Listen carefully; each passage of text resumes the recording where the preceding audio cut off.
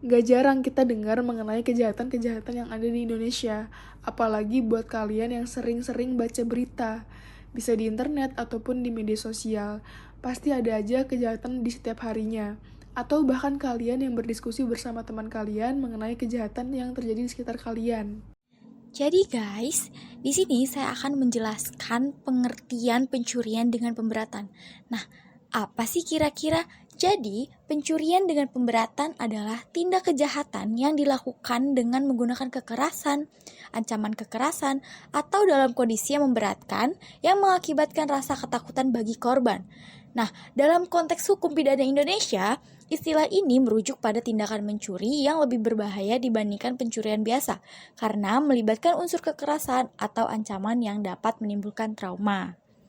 Nah, di dalam ruang lingkup ini dapat mencakup berbagai situasi, contohnya seperti perampokan, pencurian dengan kekerasan, dan penggunaan senjata saat melakukan pencurian. Penjelasan ini memberikan gambaran bahwa pencurian dengan pemberatan tidak hanya merugikan dari segi materi, tetapi juga mengancam keselamatan jiwa. Nah, dari pengertian atau definisi dan juga ruang lingkup yang tadi saya jelaskan, dapat disimpulkan bahwa pencurian dengan pemberatan adalah kejahatan yang lebih serius karena melibatkan kekerasan atau ancaman, lalu menimbulkan rasa takut dan trauma pada korban pastinya. Nah, penanganan dan hukuman yang tegas terhadap pelaku diperlukan untuk memberikan efek jera dan melindungi masyarakat. Jadi seperti itu teman-teman. Regulasi terkait pencurian dengan pemberatan. Pencurian dengan pemberatan diatur di pasal 363 KUHP. Hukuman yang diberikan lebih berat daripada pencurian biasa dengan ancaman hukuman penjara maksimal 7 tahun. Jika pencurian dilakukan dengan kekerasan, hukuman dapat mencapai 9 tahun. Yang kedua, pasal 365 KUHP mengatur mengenai tindak pidana pencurian dengan kekerasan dengan ancaman hukuman penjara maksimal 9 tahun. Yang ketiga, terdapat di pasal 479 KUHP yang baru saja berlaku 3 tahun setelah diundangkan. Saksi pidana untuk tindak pidana begal dalam pasal 479 KUHP adalah pidana penjara paling lama 9 tahun. Namun, pidana mati masih dijadikan alternatif dengan cara pidana paling lama 20 tahun dan dicoba penjara 10 tahun. Menurut data pada EMP Pusiknas Bareskrim Polri menunjukkan sejak awal tahun 2024 hingga 15 Juni 2024, polisi menindak 25.350 kasus curat. Bila dirata-ratakan, sebanyak 4.609 kasus curat terjadi tiap bulan di seluruh wilayah di Indonesia. Data itu didapat dari EMP yang diakses pada Senin 17 Juni 2024. Hingga pertengahan Juni 2024, Polri menindak 255.489 kasus kejahatan di seluruh wilayah Indonesia.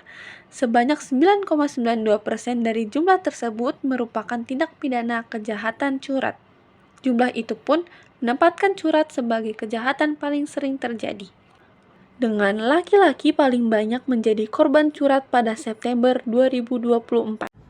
Nah, setelah itu, terdapat juga nih norma-norma yang dilanggar oleh orang-orang yang telah melakukan perilaku curat. Pertama, dia ada norma hukum. Pelaku melanggar pasal 363 KUHP tentang pencurian dengan pemberatan. Norma hukum mengatur bahwa tindakan tersebut dilarang karena mengancam keamanan dan ketertiban masyarakat yang merupakan tujuan dari norma hukum. Pelaku yang terbukti melakukan curat dapat dijatuhi hukuman yang lebih berat sebagai bentuk penegakan keadilan dan efek jera. Terus untuk yang kedua ada norma sosial. Curat melanggar norma sosial karena mencuri dianggap sebagai perilaku yang merugikan orang lain dan menimbulkan ketidaknyamanan dalam masyarakat. Pelaku curat akan dianggap sebagai orang yang tidak menghormati hak orang lain dan akan dijauhi atau tidak dihargai di lingkungan sosialnya. Nah, yang terakhir itu ada norma agama. Mencuri adalah perbuatan yang dilarang karena merugikan orang lain. bertentangan dengan nilai kejujuran dan melawan prinsip-prinsip etika agama. Curat yang melibatkan pemberatan seperti kekerasan atau pembongkaran lebih memperparah pelanggaran norma agama karena tidak hanya mencuri, tetapi juga merusak atau menyakiti orang lain. Pelaku curat dapat dikenakan sanksi moral atau batin. Nah, selanjutnya kita akan masuk ke solusinya. Nah, solusi ini dilakukan melalui upaya penanggulangan.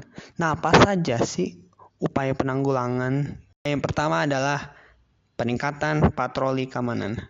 Ini menekankan pentingnya kehadiran aparat kepolisian di lingkungan yang rawan kejahatan. Terus yang kedua, edukasi masyarakat. Ini menekankan pentingnya edukasi bagi masyarakat mengenai langkah-langkah pencegahan pencurian, seperti menjaga keamanan rumah dan menghindari situasi berbahaya. Terus yang ketiga adalah penggunaan teknologi. Nah, ini bisa menjelaskan tentang teknologi keamanan seperti CCTV, alarm rumah, dan sistem keamanan lainnya yang dapat membantu mencegah pencurian. Ini menunjukkan bagaimana teknologi ini bekerja dalam mencegah kejahatan. Terus yang keempat adalah penegakan hukum yang tegas. Ini menggambarkan bagaimana penerapan sanksi yang tegas dapat mencegah kejahatan.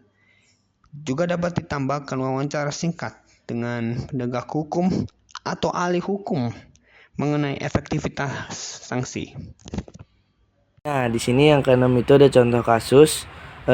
Kasus ini menceritakan tentang pencurian dengan pemberatan yang terjadi di Jakarta Selatan pada tahun 2021,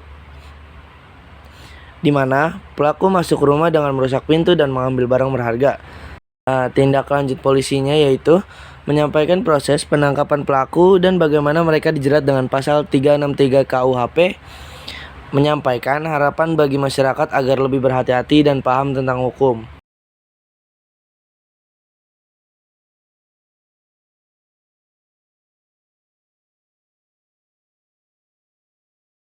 Pesan moral bahwa setiap individu memiliki tanggung jawab untuk menjaga keamanan diri dan lingkungan. Nah, gimana teman-teman? Udah pada paham kan mengenai kejahatan-kejahatan apa saja yang paling sering terjadi di Indonesia? Terutama yang kita bahas hari ini adalah curat, pencurian dengan pemberatan. Jadi, segitu saja materi dari kami. Terima kasih.